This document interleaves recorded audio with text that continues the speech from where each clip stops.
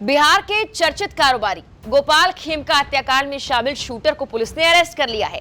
10 लाख में गोपाल खेमका के मर्डर की सुपारी लेने वाले उमेश और उसके साथियों ने यह बताया कि कैसे वो दिल्ली से वापस आया और उसे सिर्फ इस 10 लाख में से हत्या के एवज में 1 लाख रुपए मिले हैं।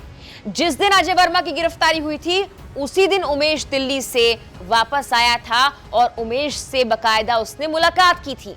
अब हत्याकांड के बाद और गिरफ्तारी के बाद उमेश ने क्या क्या खुलासे किए हैं, उसकी पूरी कुंडली आपको इस वीडियो में हम बताने वाले हैं। पटना सिटी इलाके के एक घर में एसआईटी की टीम पहुंची तो उमेश अपने बच्चों को स्कूल लेने के लिए गया हुआ था।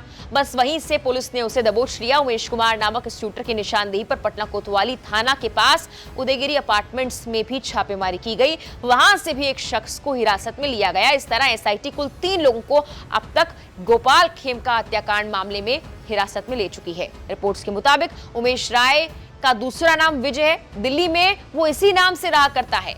जिस दिन अजय वर्मा की गिरफ्तारी हुई थी उसी दिन वो दिल्ली से वापस लौटा था। गिरफ्तारी से पहले अजय वर्मा से बकायदा उसने मुलाकात की थी, जबकि उमेश 24 जून से पहले तो दिल्ली में ही रहा था। उस दिन एसटीएफ ने अजय वर्मा समेत 4 को गिरफ्तार किया था। अजय की गिरफ्तारी से ठीक पहले उमेश उसी के साथ नजर भी आया। इस बात की जानकारी मिलने के बाद अजय पर पुलिस का शक गहरा गया था। दैनिक भास्कर की रिपोर्ट के मुताबिक इस घटना से पहले उसने बाइक का नंबर भी हटा लिया। सीसीटीवी के एक फुटेज को पुलिस ने डेवलप किया, तब उसकी पहचान हुई है। पहचान होने के बाद उसका सुराग लगाने में पुलिस लग गई। उमेश एक एमएलसी का भी करीबी है।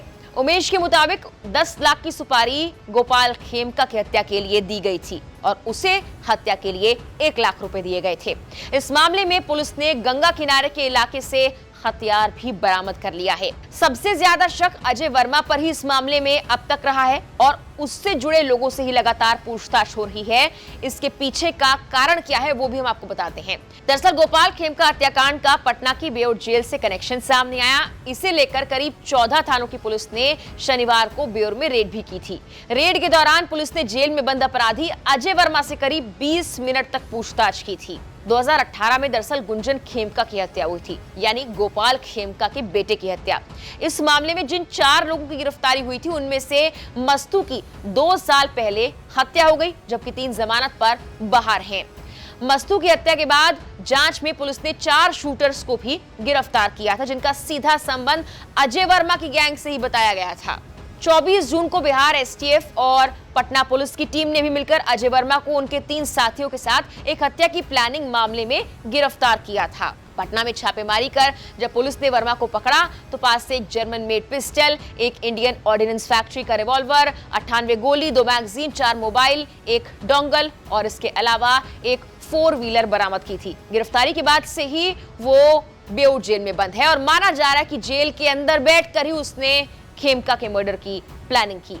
अजय वर्मा एक कुख्यात अंतर्राज्यीय अपराधी है। उस पर हत्या, रंगदारी, अपहरण, डकैती और आर्म्स एक्ट के तहत 28 से ज्यादा संगीन मामले दर्ज हैं। उसका नेटवर्क दिल्ली तक फैला हुआ है। बता दें कि 4 जुलाई को लाइनर शूटर पहले से तैयार थे, घात लगाकर बैठे हुए थे। हत्या से पहले पूरी रेकी की गई थी। एक लाइनर खेमका पर नजर रख रहा था। उसे पता था खेमका बांकीपुर क्लब से हर रात राम गुलाम चौक के पास कार से अकेले ही घर लौटते हैं। शुक्रवार की रात भी ऐसा ही हुआ। बांकीपुर क्लब के पास से ही लाइनर ने शूटर को सूचना दी। शूटर उनके घर के गेट पर पहुंच गया। जैसे ही खेमका पहुंचे, शूटर ने उनकी कार की दाहिनी ओर से 5 सेकंड में कनपट्टी पर एक गोली दाग दी। गोली खेमका के सिर में धंस गई, बाहर नहीं निकली। मौके पर ही उनकी मौत हो गई। हालांकि उन्हें अस्पताल ले जाया गया, वहां डॉक्टर्स ने उन्हें मृत घोषित कर दिया। शूटर बाइक से जेपी गोलंबर होते हुए एसपी वर्मा रोड से फरार हो गए। हत्याकांड के बाद सिटी एसपी दीक्षा के नेतृत्व में 35 सदस्यीय एसआईटी बनाई गई।